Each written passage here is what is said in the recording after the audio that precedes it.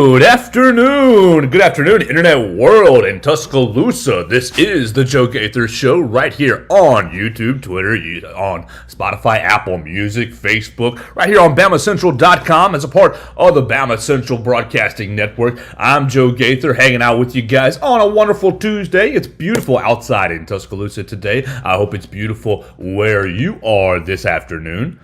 I'm Joe Gaither. I want to encourage you to join in and listen to all of our Bama Central Broadcasting Network podcasts, all things Bama and Blue Collar Unplugged. You can find those wherever you get your podcast, whether it be Spotify, Apple Music, any place where you find your podcast, you can find Blue Collar Unplugged and all things Bama. We're going to have a fun show today. I hope we're going to have a fun show today. We were going to be joined by a special guest, but he had to postpone. We will postpone and catch up with Christian Miller next week of Alabama football. He's got some personal life issues, some personal business things to handle. So we will let him handle his business and bring him back on next week to talk Alabama football with Christian Miller. Looking forward to doing that. So what we will talk about today, is let's talk about the college football playoff. Let's start College Football Hall of Fame. The College Football Hall of Fame right there in Atlanta. Let's talk about the College Football Hall of Fame. Let's talk about Super Regionals for baseball. Let's talk about the PGA Tour. Well, let's talk about the transfer portal as well.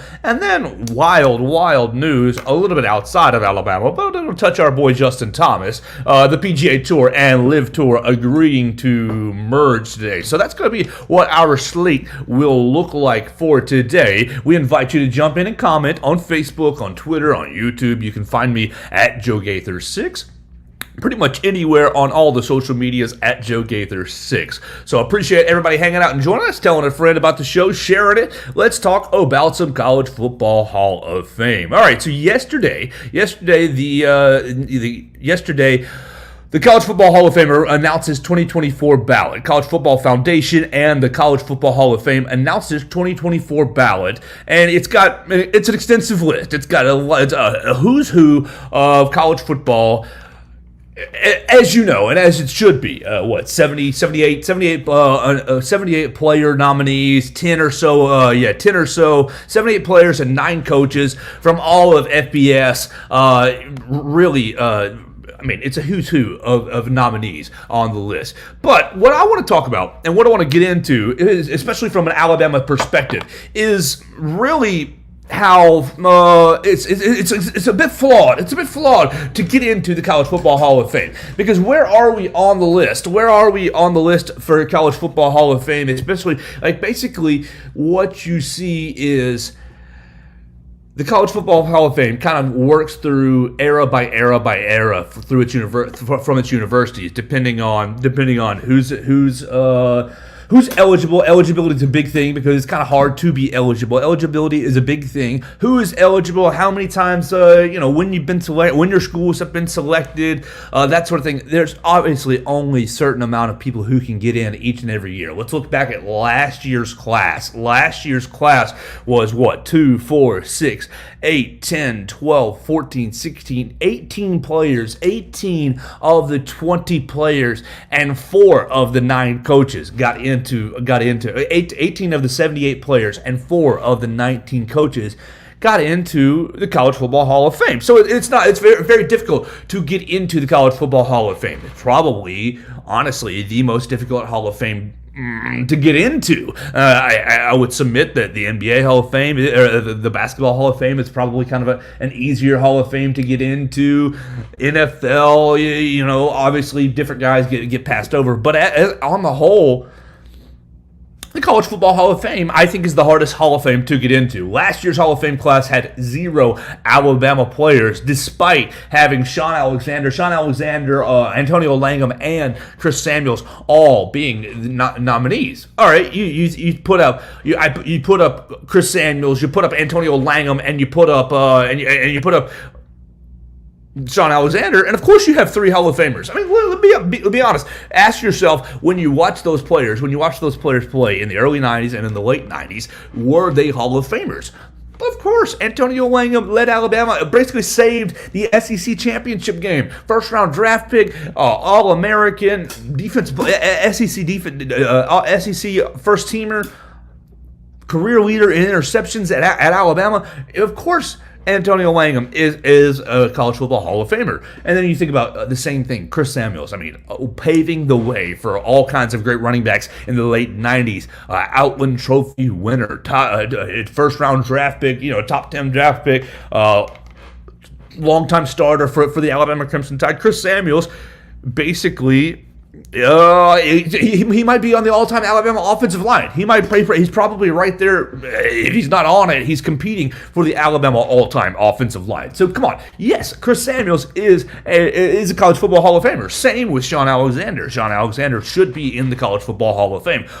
Well, Antonio Langham's been on the ballot for a couple of years now, for a handful of years now. You look now at the 2024 ballot, the current ballot that got put out yesterday by the College Football Hall of Fame and by the National Football Foundation, and Chris Samuels eliminated off the ballot. Sean Alexander eliminated off the ballot. You only have Antonio Langham on the ballot representing the University of Alabama. And granted, okay, I'm not going to be one of those Bama guys that says, oh, all 78 players needs to be Alabama, but let's start to think about this. Let's start to think about where we are in the annals and lores of Alabama. You have to be out of college football for 10 years to be considered on the college football ballot. A player becomes eligible. This is straight from the Football Foundation's website. A player becomes eligible for consideration by the foundation's honors courts 10 full seasons after his final year of intercollegiate football played. So, what, by that logic, I mean, that's only one of the marks. There's about 6 different qualifications to be considered on the ballot, and finishing 10 years after you're playing is one of the marks. So if you take that into consideration and you consider where we are with Alabama football over the last really 31 odd years. Antonio Langham finished in 93. So really his eligibility began in 2003. So really you're at 20 years of eligibility for Antonio Langham. And you're going to get a logjam. You're going to get a massive logjam.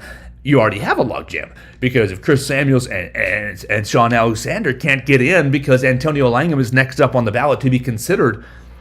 Look, I'm not going to pass over Antonio Langham and call him not a college football Hall of Famer and say let's get rid of him so that we can move on to the late 90s and move on to the early 2000s and then get into the Nick Saban era. Because here's where we are.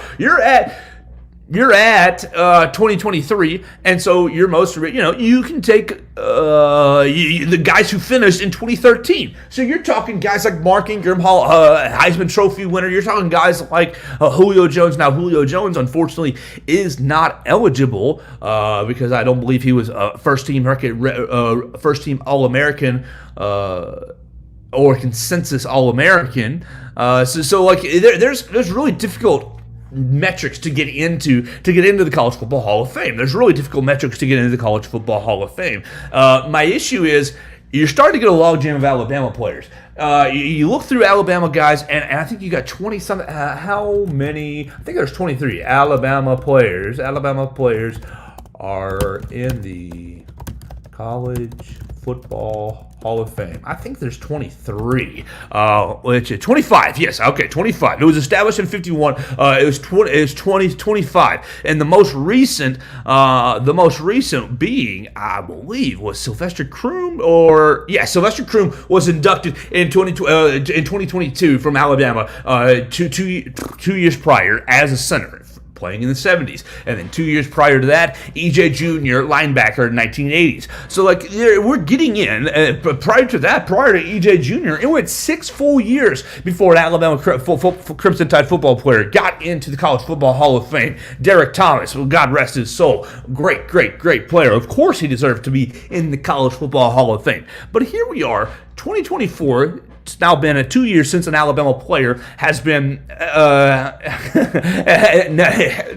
Yes, James, we will absolutely get into Jay Moynihan costing Justin Thomas here in a little bit. And Justin Thomas, check out his social media. Goodness gracious, he got a ton of notifications this morning. So it's been 2 years since an Alabama player has been inducted into the College Football Hall of Fame. And so It's time to get one in. And Antonio Langham has been on the ballot for far too long to be left out. It's time to get Antonio Langham into the College Football Hall of Fame, and therefore move into the 90s, move into the era of 99, that great SEC championship team. I think Chris Samuels and Sean Alexander are absolutely College Football Hall of Famers. The problem is you don't want to get the 90s guys left behind. You don't want to get the 90s guys left behind, because soon you think about the Nick Saban era.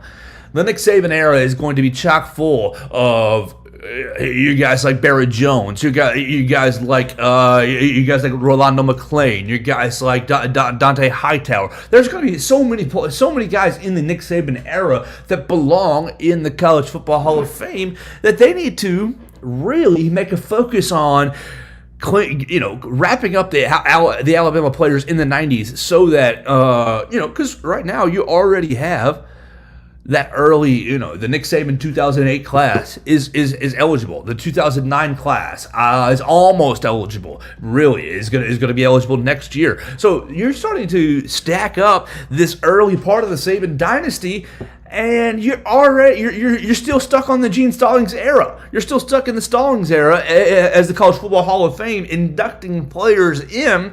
I don't know, there's not going to be much to speak about with the mics and such in the 2000s, but the College Football Hall of Fame, yes, they do have a difficult job. Yeah, they have a difficult job chronicling college football. They've only been around since 1951, and so you had to catch up, 50-something years. It's not an easy job, but as a whole, we realize Alabama football is number one, number two, number three as far as college football blue bloods programs across the history of college football. You're right in there. So we need to chop catch up on the College Football Hall of Fame side of things, so that the Nick Saban era does not get left behind. All right, so we put that right aside, and we encourage you to celebrate Antonio Langham. Celebrate Antonio Langham getting nominated again. He's on the ballot again. Other notable names, we'll just run through this real quick. Other notable names, SEC names or Alabama-centric names. Eric Bieniemy, Colorado running back. Washington Commanders offensive coordinator now, getting nominated for his days at Colorado. All right, Greg Carr, Auburn linebacker, 1984. Here we go. Dallas Clark, Iowa tight end. You knew him playing with the Indianapolis Colts. Tim Couch, Kentucky quarterback. One of his actually interesting things, one of his blurb things is 98 SEC Player of the Year, who led the Cats to their first win over Alabama in 75 years. I mean, that just goes to show the significance of Alabama. Like, one of your blurbs is you helped Kentucky beat Alabama in a historic game. Like, congratulations. That's great. Willie Gault, Tennessee wide receiver, 1982. Let's see, Dan Hampton, Arkansas defensive tackle, 1978. So there's still a lot of Leotis Harris, Arkansas offensive guard, 1977. Garrison Hurst, Georgia running back, 92. Josh Heupel, Oklahoma quarterback. There you go. In the early 2000s. Obviously now the Tennessee head coach is on the list as well. Here we go. Brady James, LSU linebacker, 2002. There's your Nick Saban player. Ed King, Auburn offensive guard. So look, these other, here we go. There's Antonio Langham, the Alabama defensive back. John Lee,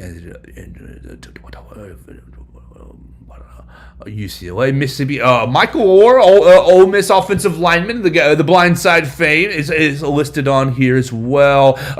Larry Sivers, Tennessee wide receiver. Richard Seymour, Georgia defensive back.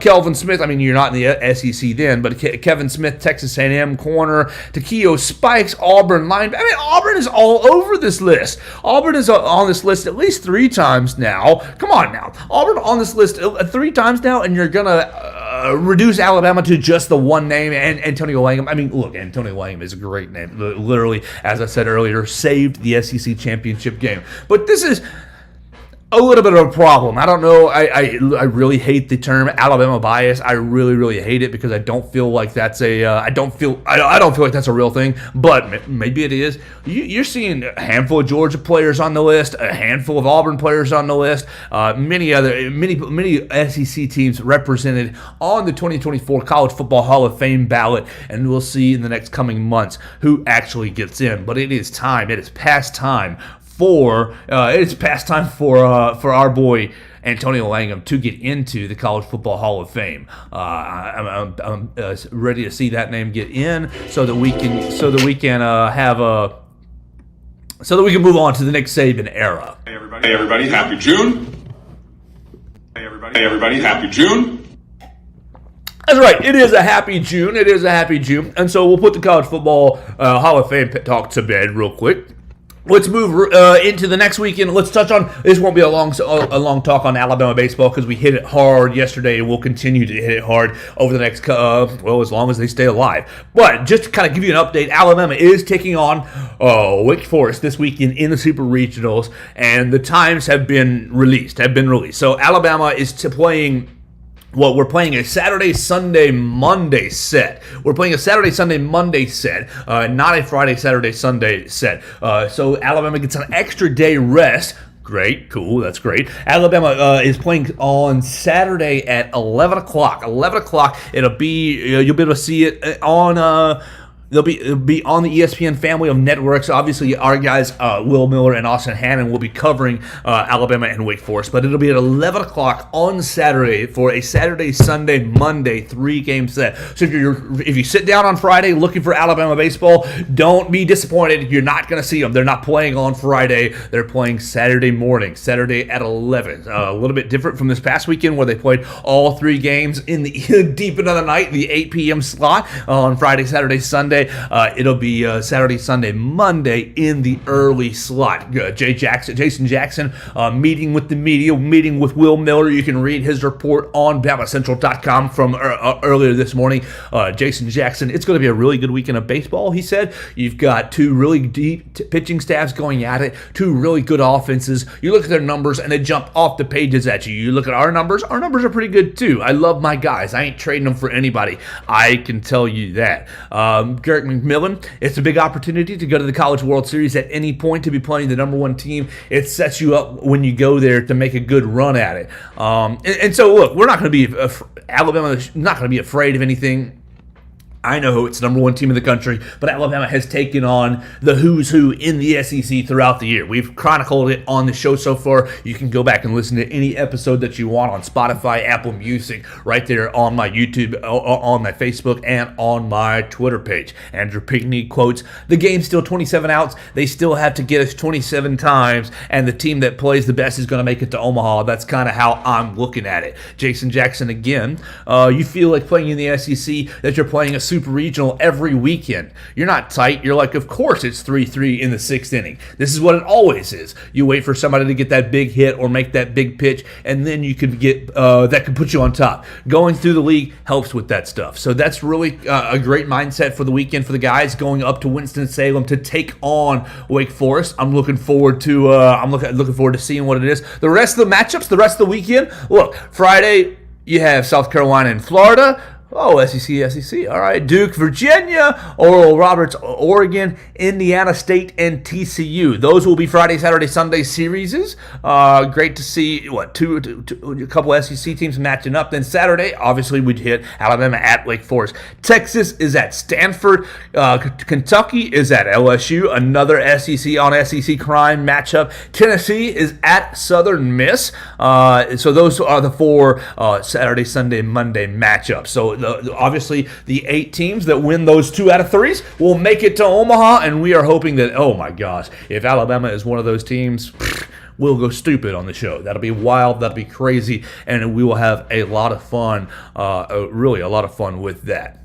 All right, so let's put a pin in the baseball discussion, because we'll save a lot of that for later in the week. Hey everybody, happy June. Hey everybody, happy June. Let's talk transfer portal. Let's talk transfer portal, and then we'll wrap it up with golf, with the major news that happened in golf today and how it relates to our boy Justin Thomas. But let's talk transfer portal. Look, on 3 Sports, we love them. They do such great work. Matt Zenitz is a machine over there. Literally, I don't think he's a human. He covers college football recruiting and transfer portal like it is his life, and really it is his life. I don't know that the man sleeps, but obviously, the spring transfer portal window has come and gone. Alabama saw 2 defensive backs and a tight end of inconsequence transfer out. No disrespect to those 3 guys, but they did transfer out. Taquan Fagans, goodness gracious, Jaquiz Robinson, and Elijah Brown. Yes, transferred out. Hope you have great careers, guys. Good luck to you. But we also saw 3 guys transfer in, 2 defensive backs and a quarterback. And so on 3 Sports has taken the comings and the goings of all the teams in the transfer portal, and they have ranked who did the best in the spring transfer portal window. All right, we're going to break it down right here. We'll go quickly through the top 10, and then we'll kind of discuss we'll kind of discuss in a little more in-depth a couple of these names. All right, well, from number 10, or actually, good job, Matt Zenitz. You did it with some OLIs. There's 5 outside looking ins. Number 5, outside looking in no order, Ohio State, Colorado, Tulane, Oregon, and California are your top 5 outside looking in of programs who did the best in the transfer portal window. Look, you all know that Colorado ran off like 50-something guys. Deion Sanders said, "Get the bleep out of here." I think that that's a very risky strategy for Deion Sanders, but I honestly think it's very good. You don't waste any time. You look around, you look at the landscape of your team, you say these guys are not up to snuff, and I don't want to waste their time or my own time keeping them on the roster. Yes, it may be a bad 2023 season, but it sets up for a better future. So he dismissed a bunch of guys. They got some guys in as well, and we'll see if it works out for them. All right, so number 10, LSU, the LSU Tigers. Look, the SEC is going to be littered all throughout this list, and the number 10 is LSU Tigers. Number 9, Arkansas on the list. Number 8, Miami. We know Mauro Cristobal and Mr. David Ruiz.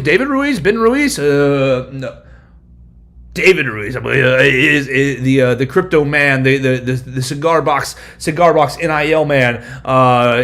Ruiz is running the Miami program. Really, Miami at number 8, Louisville at number 7, Florida State at number 6. Here we go, Alabama, the Alabama Crimson Tide at number 5. Number 4, Ole Miss, Lane Kiffin transfer to the SIP. You see him with those sweatshirts all the time. Number 3, SMU. Number 2, Lincoln Riley for the 2nd year in a row. USC hammering the transfer portal to hopefully compete in the Pac-12. And number 1, oh my gosh, gross. Number 1, the Auburn Tigers. Okay, that's terrible. All right, let's go through just the SEC schools. All right, LSU, the biggest LSU spring portal additions. They found Notre Dame transfer Logan Diggs, Louisiana native. Really might probably be the LSU starting running back, and that's the crown jewel that lands LSU on number 10. So watch out, Notre Dame transfer Logan Diggs landing in Baton Rouge. All right, number 9, Arkansas. Arkansas got defensive lineman Tank Booker over South Carolina and Maryland, and they also got linebacker from Cincinnati Jaheim Thomas, edging out Auburn, Wisconsin, and Florida for Jaheim Thomas. Jaheim Thomas recording 70 tackles for Cincinnati last year, and then they also got from a smaller school guy, North Texas All-Conference tight end Verkey's Gums. So look, good on you, Sam Pittman, adding through the transfer portal. We move up to number 5. Oh, this is our Alabama Crimson Tide, and we all know what the Tide added. Did the Tide add starting quarterback? Did the Tide add a starting quarterback, Tyler Buckner, in the transfer portal? We'll find out over the summer if Buckner can beat Jalen Milroe Jalen Milroe, Ty Simpson, and the other 2 freshmen. We also added Jalen Key and Trey Amos into the mix. I'm expecting to have a reporter from the University of Louisiana join me pretty soon to talk about Trey Amos. Both, I think Jalen Key's going to see a lot of playing time. I think Trey Amos is going to work to see a lot of playing time, and they're going to really secure the defensive backfield. I'm excited to see how they fit in. I'm really excited to see if Tyler Buckner makes any noise as the starting quarterback. You continue to roll up. Ole Miss at number 4. Look, Ole Miss landed 6 4-star transfers over the winter and spring season. Look, they got edge Isaac Akua. They got Tulane cornerback Jaden Kennedy. They got UCF cornerback Justin Hodges. They got you guys know this name, Stephon Wynn. Used to play defensive line at Alabama, then transferred to Nebraska. You get a receiver from Shane Hooks. Look, they hit it hard. They got Chris Marshall, receiver from Texas A&M.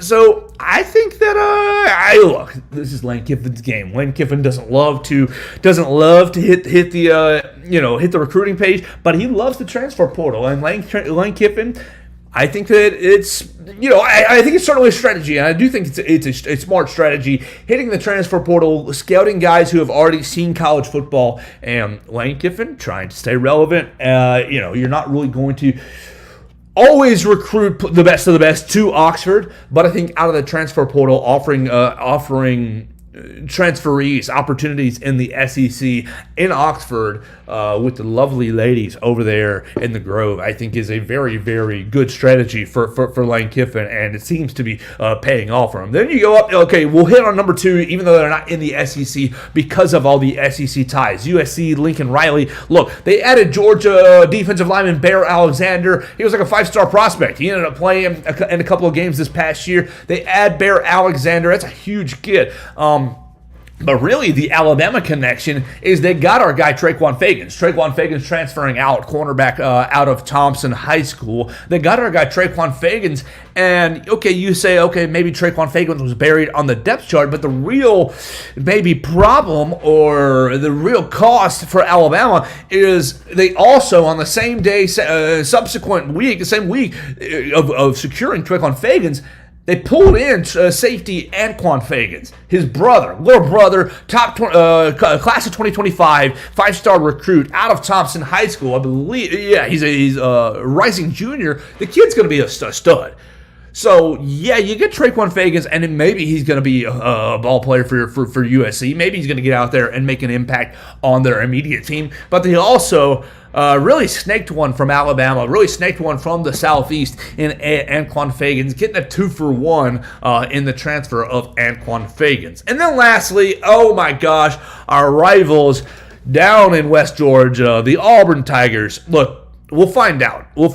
No, Hugh Freeze basically said from the jump, I'm looking for a quarterback. Well, he goes in the transfer portal and finds Michigan State's Peyton Thorne and several others. They landed eight transfers, and as many as Matt Zenitz is estimating 4 or 5 of them could end up starting, including starting quarterback Peyton Thorne and Appalachian State edge rusher Jalen McLeod. So look, App State McLeod posted 6 sacks last year, but really and truly, it's all about Peyton Thorne. If Peyton Thorne can step in at Auburn and deliver the kind of offensive production or deliver the kind of quarterback play that Hugh Freeze needs to make his offense run, his offense isn't overly complicated. You've seen that throughout his time across college football. But what he's excellent at is timing and pacing and setting up offensive plays. Hugh Freeze is adept at really just controlling your eyes and movements. And so if Peyton Thorne can really step in and operate his RPO schemes and operate his run first, his play action passing game,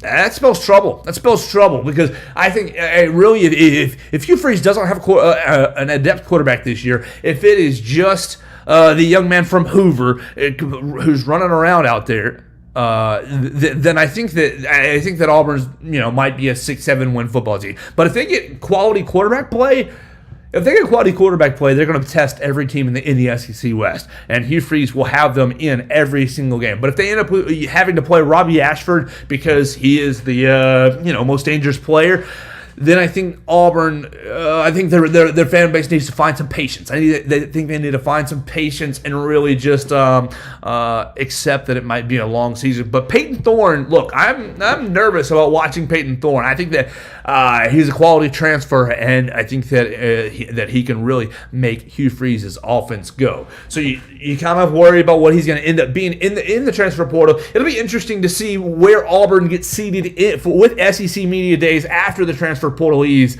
after the transfer portal movements coming and going. We'll see. Will Auburn still be slotted in the West, last in the West? I don't believe so. But I think they're going to surprise some people this year with Peyton Thorne. Hey everybody, happy June. Hey everybody, happy June. Oh, you're right, Andrew Luck. It is a happy June. It's June 6th. I love everybody who's watching us. I appreciate everybody who's watching us on YouTube, on Facebook, on Twitter, or right there. You can listen to us on Apple Music, on Spotify, any place that you get your podcast. We appreciate everybody hanging out and listening to us. Want to encourage you again to listen to all of our BamaCentral Broadcasting Network podcasts and all things Bama and Blue Collar Unplugged. You can hear our guys Matthew Gibson and Blake Byler on Blue Collar Unplugged. We'll have our guy Blake Byler join us on Thursday. Blake's really following this Grant Nelson thing. Grant Nelson transferring out of North Dakota State, apparently is not visiting Baylor. If you've been watching the basketball transfer portal, you know Alabama is in the market for several post players. Anybody who can play the forward position. Are you 6'11"? Can you put the ball in the hoop? You come to Alabama and play for us. So yeah, Blake Byler is going to be joining me on Thursday to talk about all the Alabama basketball roster movements and to kind of give us the latest on Grant Nelson. Hopefully, man, if Grant Nelson comes to this team, ooh, yes, Nate Oates, do it again, baby, do it again. So we're looking forward to hearing from Blake Byler. Also, going to hear from our man Ronnie Cottrell. Ronnie Cottrell, Mobile Christian High School tomorrow. He's going to join me tomorrow to talk about Deontay Lawson and to talk about Sterling Dixon, his current linebacker who's committed to the University of Alabama. So looking forward to seeing Ronnie Cottrell. And on Friday, we're going to talk to Will Sanders. I just got that confirmation yesterday. Will Sanders is a class of 2024 offensive lineman out of Brookwood High School, right here about 15 minutes away from my home, Brookwood High School. Brookwood Panthers. Will Sanders got an offer from the University of Alabama, got an offer from Louisiana LSU. So Will Sanders is getting a lot of recruiting and love, and we'll talk to him, get to know him on Friday. So looking forward to us kind of seeing that. All right, so let's wrap up the rest of the program. Let's wrap up the rest of the program with kind of bigger news. Bigger news that's not necessarily Alabama-centric. It is PGA Tour. Look, if you don't know me, if you haven't listened to me in the past, you will know that I enjoy golf. I am terrible at golf. I love to play, but I am terrible. I am shooting right around a 100, 110, right in that range. I love to play. I'll play with you anytime. I'll play fast, so I won't slow you down, but I'm not that good. I find it fascinating to get out there in my, past peak athleticism, my average Andy athleticism, but I can still hit the golf ball and, feel athletic and kind of get that competitive itch. I love to play golf. I love to watch golf from time to time. So look, LIV Tour and PGA Tour really fascinated me, really, because before the birth of LIV, I was I'll watch the majors, I'll watch the Masters, I'll watch the U.S. Open, I'll watch the Open Championship and the PGA Open, PGA Championship. I will watch the four majors, but I really won't pay attention to the game of golf outside of that because, look, I'm not one who's watching the RBC Heritage Open. I'm not one. I will watch the Waste Management because it's a lot of fun. But like the typical weekend PGA Tour event, I was not sitting there watching the events. I wasn't. I would see the highlights on SportsCenter if somebody made a hole-in-one or hit a great shot. I'll see the 4-minute package on ESPN and realize, oh, Rory, you won. Oh, Scotty Scheffler, you won. Oh, whoever wins. But I wasn't quite into it. When LIV was born, now 2 years ago. LIV was born right about 2 years ago now.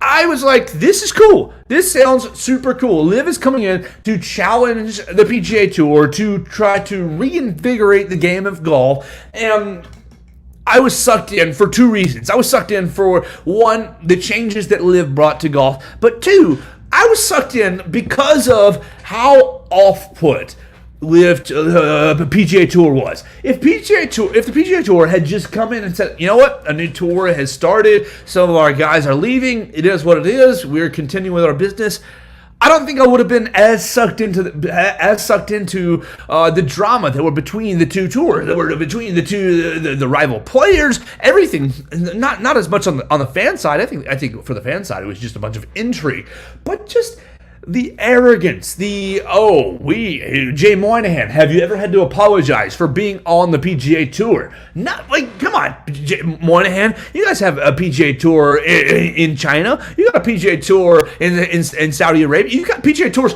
in the Middle East. Look, you've got many tours in countries who are doing, maybe not so great things on the human rights front as well. I know that Saudi Arabia, look, I fully understand the connection between Saudi Arabia and 9/11. Tragedy, horrible, disgusting, awful connection.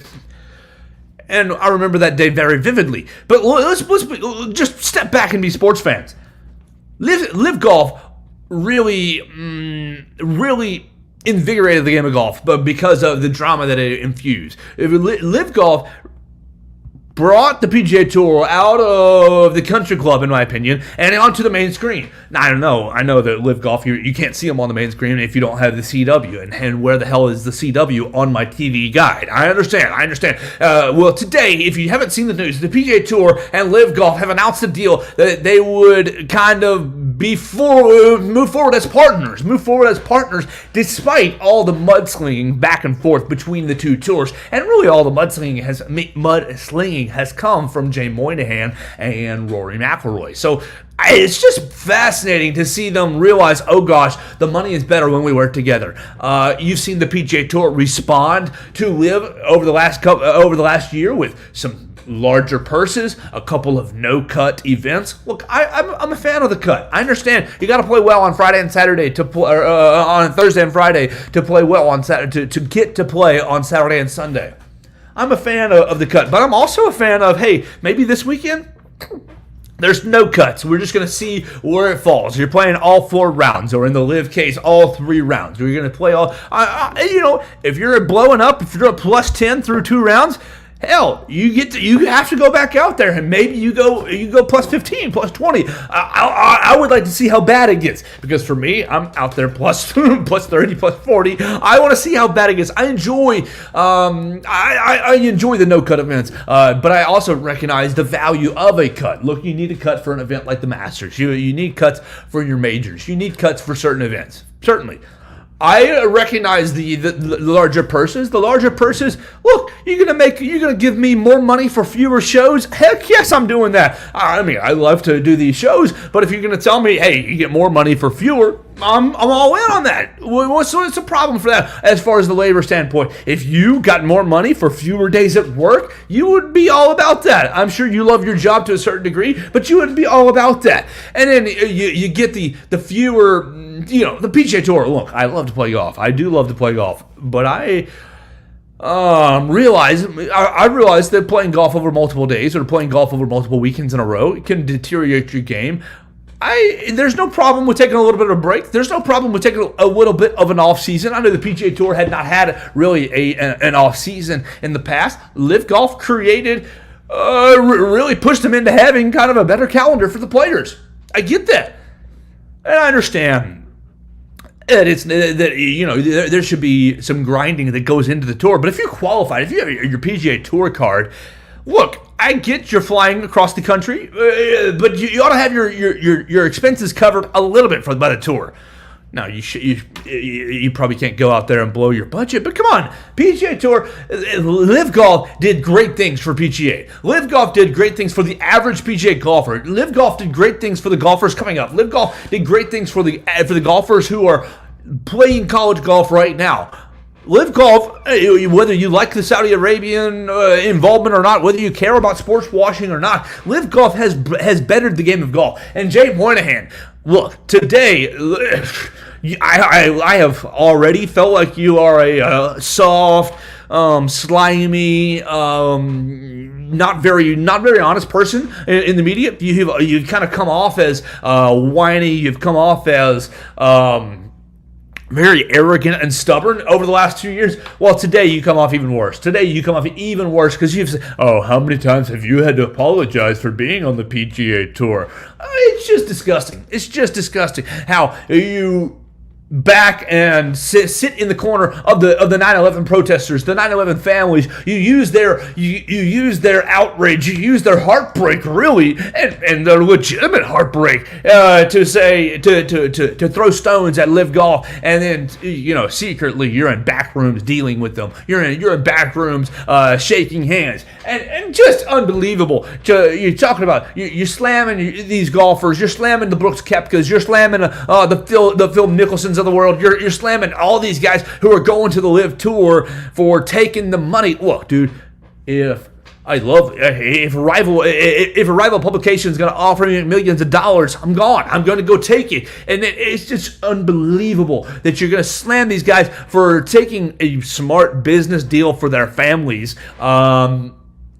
And then 2 years later, you're gonna be right back in their pockets. Because let's be honest, let's all be fair. LIV Golf, I'm sure, is probably the primary partner here. Is probably has the money, has the greater financial backing. They have the leverage. Jay Moynihan did this because I think he realized, oh my gosh, if this 2-year trend continues over 10 years. Look, LIV Golf, they may be playing on cruddy golf courses right now in Texas, but a 10-year span, they've had this level of growth over 2 years. What happens in 10? Look, I think PGA Tour was trying to save their own bacon. Now, what this is? The problem? Look, they offered Tiger Woods $200 billion. $200 billion, wasn't it? 200 million? It was something insane. It was 200. Oh gosh, Justin Thomas, you're a PGA loyalist, and I appreciate Justin. I appreciate Justin Justin said his piece when this all began, and then focused on golf. Got out of the media, stopped really talking about it, focused on golf. Yes, Justin was in the Rory camp. Justin was on the PGA Tour's camp, talking about prestige, this, that, and the other. And Justin, I don't have any issue with anything that Justin's done over 2 years, other than putting. Golly, the man can't putt worth a dang right now. But Justin did what he needed to do. I think he stated his piece. Oh, I'm going to stay loyal to the PGA Tour. I think it's more prestigious on the PGA Tour. I think it's better for your legacy to win on the PGA Tour. And then he got back to playing golf. Rory, on the other hand, has been crying, just crying all throughout these 2 years, and his game's gone in the tank. I mean, his game, yes, he's still competitive, but he's just not consistent. Very recently, he came out talking about how it would be nice to have a couple of weeks off to refine your game, to get into the to focus on the mechanics, to focus on the fundamentals. Phil Mickelson is right today. Brooks Koepka is right today. LIV Golf is right today. And the PGA Tour and all its supporters, all its arrogant supporters, end up being in the wrong. I think it's absolutely asinine for all these PGA Tour people to have carry themselves the way they've carried themselves for 2 years. We don't want to take the sports washing money. We have morals. We don't want. But they're already in bed with governments across the world. They're already in bed with the governments and they're messing with the world golf rankings. They're keeping guys out of. They're trying to keep guys out of the U.S. Open. They're trying to keep guys out of the PGA Championship. It's ridiculous. Absolutely ridiculous. All the while publicly saying what they've said, but privately dealing with LIV Golf, and now today announcing a partnership. Unbelievable. All right, so we had a lot of fun today, and that's kind of how I feel. Look, I'm pro golf, I'm pro fun, I'm pro business, I'm pro everything. I'm pro the player. I think LIV Golf was pro player. I'm pro the transfer portal. Going back to our earlier conversation, I hope that Alabama, Alabama being ranked number 5 for transfer portal rankings is pretty good. I think you combine that number 5 ranking with a top recruiting class, and you're still rocking and rolling. And then I'm looking forward to a Saturday baseball matchup out there in Winston-Salem. Wake up. It's going to be 11 a.m. on Saturday, Sunday, Monday for the Alabama Crimson Tide up there in Winston-Salem. So we had a lot of fun on the program today. I want to encourage you to follow BamaCentral at BamaCentral on the Twitter machine. I want to encourage you to check out all of our work at BamaCentral.com, a Sports Illustrated affiliate. And I appreciate Chris Walsh for putting me on each and every day. You can follow him at Writing Walsh on the Twitter machine. He's always putting out great content for BamaCentral.com, usually writing all things crimson white for us and many more columns. Chris Walsh is the man. Look, you can follow all of our friends. We're going to send Will Miller and Austin Hannon up to Winston-Salem this weekend. Follow Austin Hannon at Austin Hannon SI and at Will Miller at Real WB Miller. I am at Joe Gaither 6. You can send me all your comments, questions, queries, and complaints right there. We will remind you that we'll have Ronnie Cottrell of Mobile Christian School join us tomorrow. Ronnie Cottrell. We'll have Blake Plyler of BamaCentral joining on Thursday. And we'll have Will Sanders, class of 2024 offensive lineman from Brookwood High School, join me on Friday. So it's going to be a fun rest of the week. We'll be filling the rest of the week with our guests, so we'll have great conversation. I appreciate everybody who joined me on Facebook today. My cousin James and my boy Joe Will joining me on the Facebook comment side of things. You can always comment on Facebook or listen to us on Spotify, Apple Music. Share the stream, share the podcast with a friend. Any Alabama fans or Alabama haters, we love them all, and we love you. For Joe Gaither, hey, that's me. For the listener, that is you. It's been a fun Wednesday, fun Tuesday, goodness gracious, on the Joe Gaither Show, and we hope you guys have a great day. We'll be back and talk with you tomorrow. Have a great day. Roll Tide, everybody. Hey, everybody. Happy June.